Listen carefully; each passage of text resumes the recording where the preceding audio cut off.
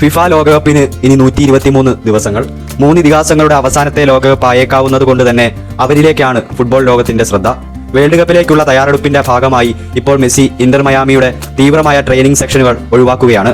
വരും മത്സരങ്ങളിലെ പ്ലേയിങ് ടൈമും കുറഞ്ഞേക്കും. പരിക്കുകൾ ഉണ്ടാവാതെ നോക്കുന്നത് തന്നെയാണ് ലിയോയുടെ പ്രധാന ലക്ഷ്യം. അർജന്റീനയ്ക്കായി ലോകകപ്പ് നിലനിർത്താൻ ഇറങ്ങുന്ന മെസ്സിക്ക് സമ്മർദ്ദമില്ലാത്തതും പോസിറ്റീവാണ്. കഴിഞ്ഞ ലോകകപ്പിലെ പോലെയല്ല ക്രിസ്ത്യാനോ ഈ ലോകകപ്പിൽ. പരിശീലകനുമായുള്ള പ്രശ്നവും ബെഞ്ചിലെ സ്ഥാനവുമൊക്കെ നല്ല ഓർമ്മകളല്ല ഖത്തറിലെ വേദികൾ CR7 നൽകിയത്. എന്നാൽ ഇത്തവണ ടീമുമായി അദ്ദേഹം സെറ്റാണ്.